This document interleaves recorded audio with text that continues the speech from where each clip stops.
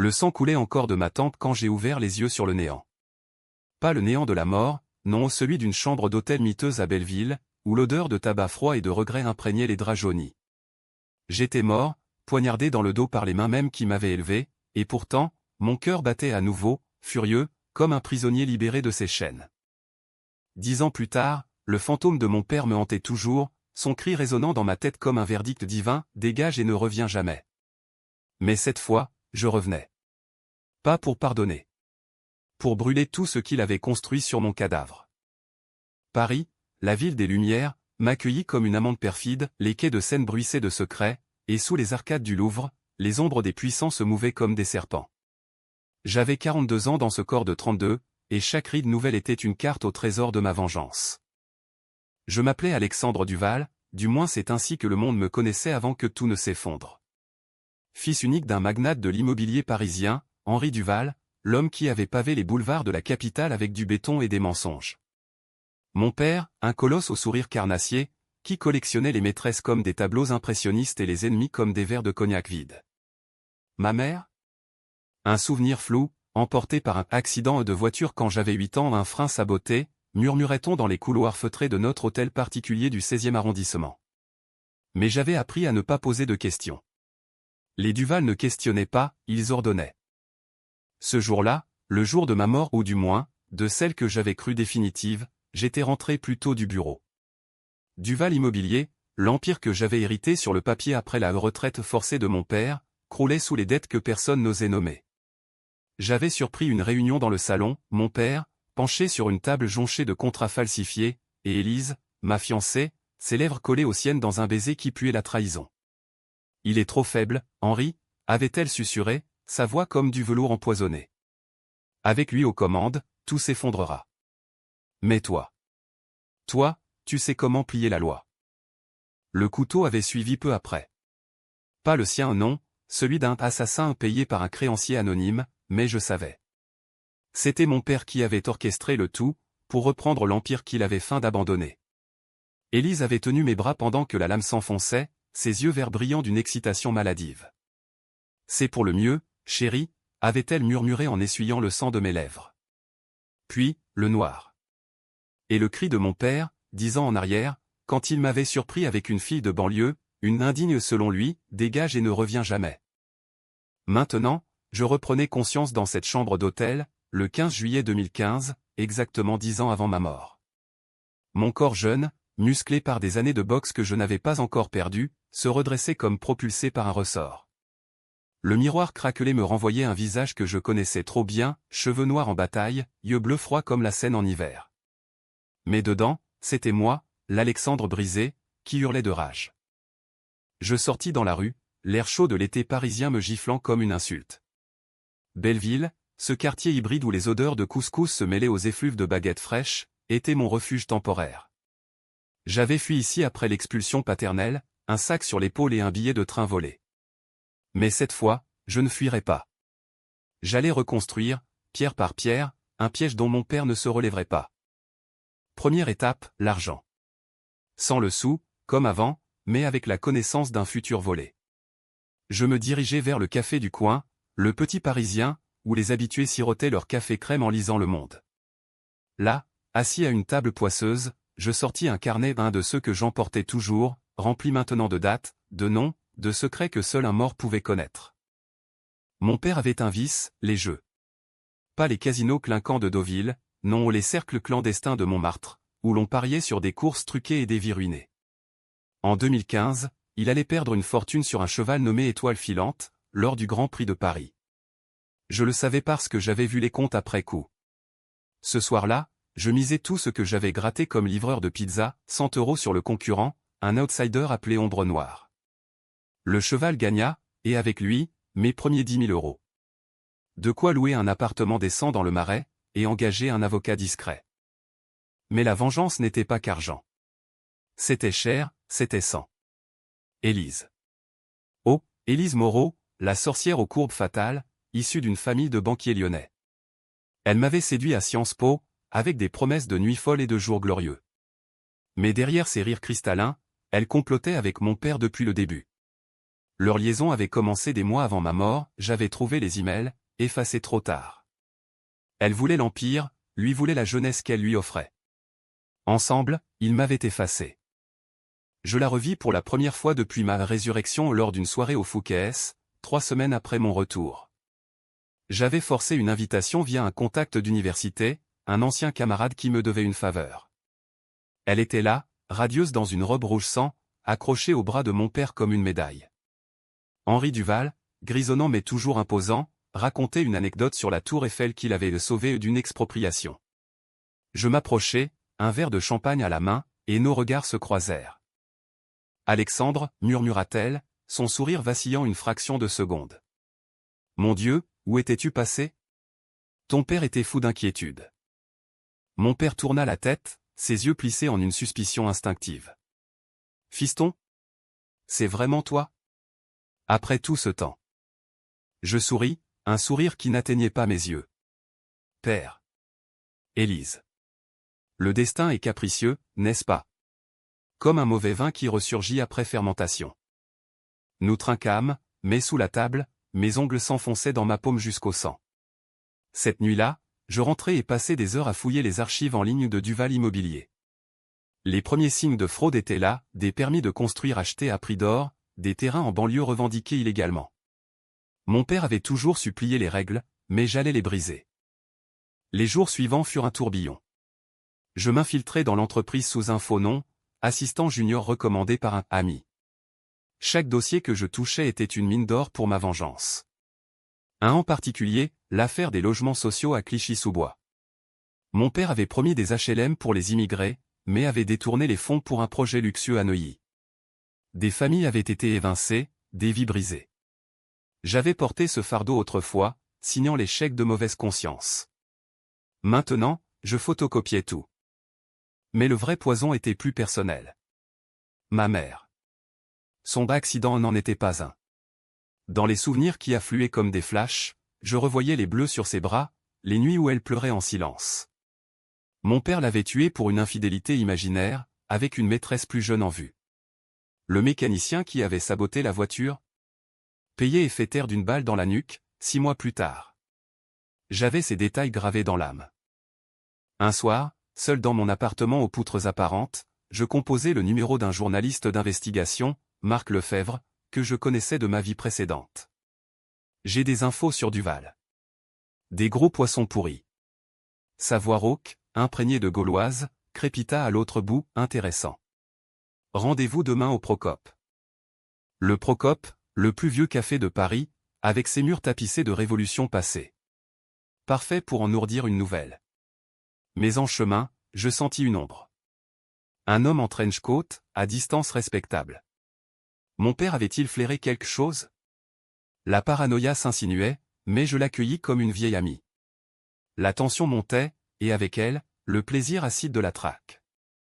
Marc Lefebvre était un rat de bibliothèque ambulant, lunettes épaisses, barbe mal taillée, et un carnet qui ne quittait jamais sa poche.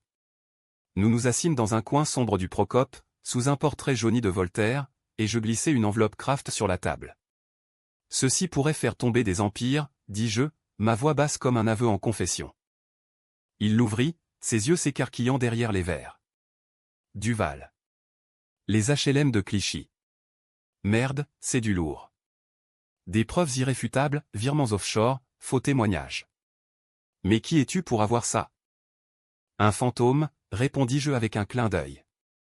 Disons que j'ai des dettes à régler. Il rit, un aboiement sec. En France, on appelle ça de la vendetta. Attention, les Duval ont des amis haut placés. Le préfet de police leur doit une fortune en pot de vin. Je le savais. Mieux que quiconque. Mon père avait des tentacules dans tous les recoins, le ministère de l'Intérieur, les syndicats, même les tribunaux. Mais j'avais l'avantage du temps ou plutôt, du futur volé. Publiez-le. Et je vous en donne plus. L'article sortit une semaine plus tard, une bombe dans le canard enchaîné, l'Empire Duval, brique de sang et de corruption. Paris s'enflamma. Manifestation à Clichy, édito dans Libération clamant la collusion entre argent et pouvoir. Mon père, interviewé sur BFM, rougissait sous son maquillage télé, bafouillant des dénégations. C'est une calomnie. Mon fils. Alexandre est revenu, il sait des choses. Mon nom. Il l'avait lâché. Erreur fatale. Le téléphone sonna cette nuit-là, numéro masqué. Alex, c'est Élise. On doit parler. Demain, au Pont des Arts. Le Pont des Arts, cadenas d'amoureux et de promesses brisées. Ironique. Elle arriva en tailleur pantalon noir, talons claquants comme des coups de feu. Tu es derrière ça, n'est-ce pas? Henri est furieux. Il dit que tu veux le détruire. Et si c'était vrai, répliquai-je, adossé au parapet, la scène coulant en contrebas comme un serpent endormi. Vous m'avez détruit en premier, Élise. Où l'avez-vous oublié? Ses yeux s'adoucirent, feinte de crocodile. Oublié quoi? Ton départ? Ton père t'aimait, tu sais. C'est toi qui as tout gâché avec tes idéaux stupides. Idéaux. J'en ris intérieurement. Mes idéaux étaient ceux d'un fils modèle, réformer l'entreprise, la rendre éthique, loger les déshérités au lieu de les expulser. Mais pour elle, c'était de la faiblesse. Viens dîner ce soir. Chez nous. Réconcilions-nous. Le piège se refermait. J'acceptais, et ce soir-là, dans l'hôtel particulier du 16e, sous les lustres de cristal baccarat, le dîner fut un théâtre macabre. Mon père présidait, vin de Bordeaux millésimé coulant à flots. À la famille, porta-t-il, ses yeux me transperçant. Élise, à ma droite, effleurait ma cuisse sous la table, un geste qui, autrefois, m'aurait enflammé. Maintenant, c'était du poison sucré. La conversation dévia sur l'article. Ces mensonges, grogna-t-il. Quelqu'un trahit de l'intérieur. Tu n'aurais pas des idées, fiston? Je souris. Peut-être que la vérité sort toujours, père. Comme un cadavre du fleuve. Un silence de plomb. Puis, Élise changea de sujet, riant d'une anecdote sur nos fiançailles avortées. Mais je vis le tic nerveux à la mâchoire de mon père. Il savait. Ou devinait. Les semaines suivantes furent une danse mortelle. L'entreprise chancela, client fuyant, audit lancé par Bercy. Je grimpai les échelons, de plus en plus proche du cœur pourri. Un soir, dans les sous-sols des archives, je trouvai le dossier scellé, affaire Monsieur Duval 2005. Ma mère. Photo jaunie de l'épave, rapport d'autopsie maquillé. Et une lettre, de la main de mon père, Isabelle, ton amant te coûtera cher. Par, où c'est la fin. Le choc me plia en deux. Pas de surprise, je le savais, mais la rage, pure, viscérale. Je photocopiai, et l'envoyai anonymement à un procureur que je savais intègre, Claire Beaumont, une femme qui haïssait les Duval depuis un scandale immobilier qui avait ruiné sa famille. Mais les contre-attaques vinrent vite. Un soir, rentrant du bureau, deux gorilles en costard me coincèrent dans une ruelle du Marais. Message de Monsieur Duval, arrête, ou c'est la tôle. Coup de poing, côte craquante. Je ripostai, année de boxe revenant comme un réflexe. Un nez brisé, un couteau évité de justesse. Dites-lui que je reviens toujours, crachai-je, couvert de sang. Élise m'appela le lendemain, voix tremblante. Alex, Henri est hors de lui. Viens, je t'aiderai à négocier. Négocier. Le mot me donna la nausée. Mais j'allais. Chez elle, un loft à Bastille, miroir et soierie. Elle m'offrit du vin, puis ses lèvres. On peut tout recommencer. Oublie le passé. Je la laissai faire, son corps contre le mien, mais mon esprit ailleurs, comptant les cicatrices qu'elle m'avait infligées. Au matin, je volai son téléphone. Des SMS à mon père, il mord à l'hameçon. Prépare le piège. Le piège. Un faux rendez-vous avec un investisseur véreux, pour me piéger en flagrant délit de corruption. Classique Duval. Mais j'inversai les rôles, j'alertai les flics, et quand les menottes claquèrent, ce fut sur les poignets de l'investisseur un indique de mon père. La presse s'emballa, fils prodigue de Duval démantèle réseau de blanchiment. Mon père appela, voix rauque de fureur. Tu me paieras ça, Alexandre. Famille ou pas? Famille, ris-je. Tu m'as jeté dehors il y a 10 ans. Et tué il y a 0. Silence. Puis, le clic. La tension grimpait, Paris vibrant d'une énergie électrique. Manifestation devant les bureaux Duval, slogan crié sous les fenêtres, Duval assassin. J'étais au centre, ombre vengeresse. Mais un doute rongeait, et si je devenais comme lui? Ses décisions Olix, coup bas me salissaient les mains. Pourtant, le feu en moi ne s'éteignait pas. Un twist mineur surgit, un appel anonyme. Alexandre, ta mère n'est pas morte par accident. Et ton père n'est pas le seul coupable.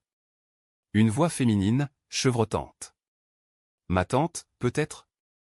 Ou pire? L'appel me hanta comme un spectre. Qui savait pour ma mère, à part moi, le mort ressuscité? Je traquai le numéro, prépayé, jeté dans la Seine sans doute. Mais les mots s'enracinaient, pas le seul coupable. Mon père avait-il un complice? Élise? Non, elle n'avait que 15 ans en 2005. Quelqu'un d'autre, enfoui dans les ombres familiales. Je plongeai plus profond, nuit blanche à décortiquer des boîtes d'archives volées du grenier du Val. Une photo jaillit, ma mère, radieuse, bras dessus bras dessous avec un homme que je ne reconnus pas d'abord. Grand, moustache fine, yeux rieurs. En légende, manuscrit, avec Paul, été 2004. Paul. Mon oncle Paul, frère cadet de mon père, disparu après l'accident. Officiellement, émigré en Suisse pour raison d'affaires. Mais les dates collaient, l'amant supposé, le mobile du meurtre. Mon père avait tué pour jalousie fraternelle. Paul avait fui, ou pire, été éliminé. Je fouillais les registres funéraires, rien. Mais un virement suspect, 500 000 € vers un compte genevois, daté du jour de la mort de ma mère. Paul vivait. Et se taisait, par peur ou par marché. Je le contactai via un détective privé, un ex-flic nommé Roux, que j'embauchai avec mes gains de Paris. Trouvez-le. Dites-lui que le fils d'Isabelle sait. 2 jours plus tard, un email crypté, ne creuse pas, neveu. Ou tu finiras comme elle. La menace me galvanisa. Je répondis, comme elle? Ou comme moi, la première fois. Silence radio. Mais je sentais le filet se resserrer. Entre-temps, l'Empire du Val saignait. Procureur Beaumont lança une enquête formelle, perquisition, saisie. Mon père, acculé, contre-attaqua en me désavouant publiquement. Une interview dans le Figaro, mon fils est un traître, manipulé par des ennemis. Il n'est plus un Duval. Élise, à ses côtés, hochait la tête, portrait de la veuve éplorée. Le scandale éclaboussa tout, amis politiques fuyant comme des rats, investisseurs gelant des fonds. Je devins une célébrité toxique, interviewée par France Inter, c'est pour les victimes, celles qu'on piétine pour un gratte-ciel. Mais la nuit, seul, les cauchemars revenaient, la lame dans mon dos, le rire d'Élise. Une décision controversée s'imposa, infiltrer Élise plus profondément. Pas par séduction ou trop risquée mais par chantage. J'avais ses emails, ceux de sa liaison avec mon père, plus des photos volées sur son cloud, elle, nue, avec un ministre impliqué dans les fraudes du Val. Rencontre-moi, où ça sort dans Mediapart. Elle vint, furieuse, dans un bar à absinthe du quartier latin. Espèce de salaud. Tu veux quoi? L'argent? L'entreprise. Toi, menti-je. Et ta tête sur un plateau. Elle rit, nerveuse. Tu es pathétique. Henri m'a tout raconté, ton départ, ta faiblesse. Mais je peux t'aider. Ensemble, on le fait tomber et on prend tout. Le twist, elle trahissait mon père? Ou me tendait-elle un piège? Ses yeux verts, mentaient comme il respirait. Prouve-le, dis-je. Tue-le symboliquement. Donne-moi le code de son coffre. Elle hésita, puis griffonna sur une serviette, 47-22-09. Le coffre de l'hôtel particulier, rempli de documents noirs. Je l'ouvris cette nuit-là, sous couvert d'une fausse alarme incendie. Dedans, passeport falsifié, disque dur chiffré, et une lettre de Paul à ma mère, Isabelle, Henri c'est pour nous. Fuis avec le garçon. Le garçon. Moi. Ils avaient prévu de m'emmener. Mon père nous avait séparés pour toujours. La rage bouillonna. Je copiai tout, et envoyai à Beaumont. Mais Élise? Était-elle dedans? Un fichier, Élise Moreau partenaire silencieuse, 2012 à 2025. Elle savait pour ma mère depuis le début. Avait aidé à couvrir. La trahison s'approfondissait, couche après couche. Je la confrontai le lendemain, dans son loft. Tu savais. Pour Isabelle. Et tu as ri en me tuant. Elle pâlit. C'était Henri. Pas moi. Je t'aimais, à ma façon. Mensonge. Je la giflai, un geste qui me horrifia, mais le feu l'exigeait. Elle s'effondra, pleurant. Aide-moi à le détruire, ou je te livre aux flics pour complicité. Elle accepta, brisée. Notre alliance était du verre pilé, belle, mais coupante. Paris, en effervescence, voyait les premières arrestations, comptable Duval menotté devant les caméras. Mon père riposta, une tentative d'attentat contre moi, une voiture piégée dans le parking du bureau. J'échappais de justesse, sirène hurlante, cœur battant la chamade. La tension culminait. Un gala de charité au Grand Palais, où mon père serait honoré, ironie suprême. J'y allais, Élise à mon bras, façade de couple réconcilié. Sous les dorures, discours hypocrite sur la générosité Duval. Puis, mon tour, micro en main, je lâchai la bombe. Henri Duval n'est pas un philanthrope. C'est un meurtrier. Ma mère, Isabelle, assassinée pour un amour interdit. Et moi? J'étais le suivant. Choc. Cri, flash. Mon père bondit, visage violet. Mensonge. Arrêtez-le. Mais les flics, alertés par Beaumont, surgirent. Menottes sur lui, sous les applaudissements mêlés de huées. Élise, à mes côtés, murmura, c'est fini. Pas encore. La chute de mon père fut un spectacle shakespearien, headline dans tous les journaux, le roi Duval déchu, meurtre et corruption. Emmené menotté du Grand Palais, il hurla mon nom comme une malédiction, Alexandre. Traître de sang. La foule, ce monstre aux mille faces, scandait justice, mais je voyais les fissures, certains, anciens employés, me maudissaient pour les jobs perdus. Élise et moi disparûmes dans la nuit parisienne, un taxi nous emportant vers Montparnasse. Dans l'ombre du véhicule, elle posa sa tête sur mon épaule. On l'a eu. Maintenant, on reconstruit. Reconstruire. Le mot sonnait faux. Je la regardais, c'est très adouci par la lueur des réverbères. Était-ce de l'amour résiduel, ou juste la victoire? Épaule, demandai-je. Mon oncle. Il sait tout. Elle se raidit. Paul? Henri l'a payé pour se taire. Il vit à Genève, sous un faux nom. Mais il n'est pas clean. Il a pris l'argent, et plus. Plus. Le doute revint, venimeux. Le lendemain, je volai vers Genève, billet payé avec les restes de mes gains. La ville suisse, propre et froide comme un coffre-fort, contrastait avec le chaos parisien. Roux, mon détective, m'attendait à l'aéroport, Paul Lefebvre c'est son nom maintenant. Banquier discret, villa au bord du lac. La villa était un bunker de verre et d'acier, surplombant l'aimant miroitant. Paul ouvrit la porte, vieilli mais reconnaissable, cheveux blancs, yeux fuyants. Neveu. Ou devrais-je dire, revenant?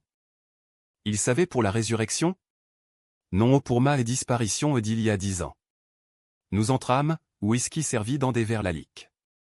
Ta mère, commença-t-il, voix brisée. Isabelle était tout. Ton père. Il nous a surpris. Folle jalousie. Il a saboté la voiture, oui. Mais moi? J'ai fui comme un lâche. Pris l'argent pour recommencer. Et tu l'as laissé faire, grondai-je, poing serré. Il avait des preuves. Contre moi. Des affaires sales, avant Isabelle. J'ai choisi la vie. La trahison familiale, en strate, pertueur, oncle complice. Je le forçai à signer une confession, stylo tremblant sur le papier. Retourne à Paris. Témoigne contre lui. Ou je te ruine ici. Il céda. De retour en France, son témoignage fit basculer l'enquête, aveu de mon père en cellule, brisé, implorant un deal. Pour la famille, Alex. Pardonne. Pardon? Le mot me donna envie de vomir. Mais la cour approchait, et avec elle, mes doutes. Élise, pendant ce temps, gérait les médias, interview larmoyante sur ma rédemption. Pourtant, des nuits, je trouvais des textos effacés, à un numéro inconnu, il soupçonne. Accélère. Le twist final se profila lors d'une perquisition surprise chez elle. Les flics, menés par Beaumont, découvrirent un coffre, diamant volé des caisses Duval, et un contrat signé par elle et mon père, daté d'il y a 10 ans, élimination d'A. Duval.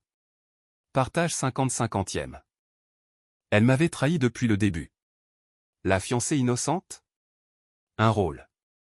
Elle avait aidé à planifier ma mort, pour l'héritage.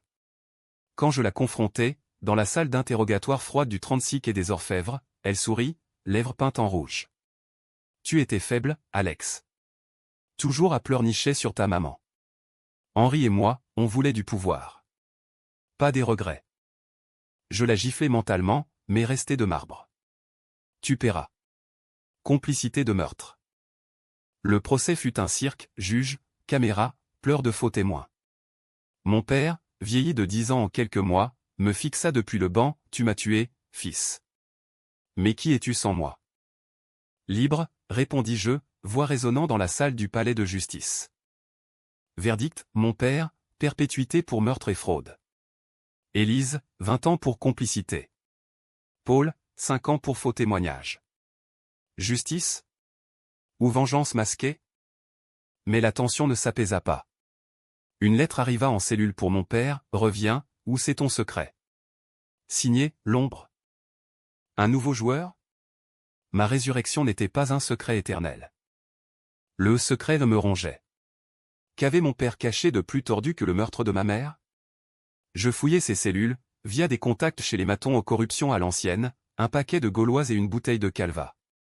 Rien. Puis, une piste, l'ombre était un ancien associé, un certain Victor Lange, promoteur immobilier germano-français, exilé à Bruxelles après un scandale d'espionnage industriel. Je le pistais, train Thalys filant comme une balle. Bruxelles, ville grise de bureaucratie, abritait Lange dans un pantouse surplombant la Grand Place. Il m'accueillit, sourire carnassier, cigare allumé. Duval Junior. Ou devrais-je dire, Duval le ressuscité? J'ai entendu les rumeurs. Mort, puis revenu. Impressionnant. Il savait. Comment? Ton père m'a raconté, une nuit d'ivresse. Tu es mort en 2025, poignardé. Mais te voilà, en 2015. Voyage dans le temps? Ou pacte avec le diable? La vérité glissa, mon père, dans un délire paranoïaque post-arrestation, avait confessé à Lange ma mort future. Pour se vanter? Ou chercher de l'aide? Peu importe. Lange tenait la carte, j'ai aidé Henri pour Isabelle. Sabotage, oui. En échange, part dans l'Empire. Mais maintenant, il est ruiné. À toi de payer. Chantage. Le dernier cercle de l'enfer. Où je révèle tout, ta résurrection est une fraude. Tu inventes des souvenirs pour voler l'héritage. Mensonge. Mais crédible. Paris, déjà sceptique sur mon retour miraculeux, Gobel et Rago, Alexandre Duval, imposteur ou fantôme. La décision controversée, tuer? Non, j'avais versé assez de sang. Au lieu, je piégeais Lange. Avec Paul, repentant, nous orchestrâmes un faux deal, fonds offshore pour le silence. Les flics belges, corrompus par une commission, arrêtèrent Lange en flagrant, valise de cash à ses pieds. Mon père, apprenant la nouvelle en cellule, envoya une lettre, « Fils, tu as gagné. Mais le vrai monstre, c'est toi. Tu as détruit tout pour une vengeance qui n'était pas la tienne. » Isabelle aurait pleuré. Peut-être. Mais dans mes rêves, elle souriait. Épilogue, 2 ans plus tard, 2017. Duval Immobilier, rebaptisé Renaissance Logement, construisait des HLM à Clichy, gratuits pour les évincés. Moi, PDG, veillais, ombre bienveillante. Élise, en tôle, m'écrivit, je t'aimais, à ma façon.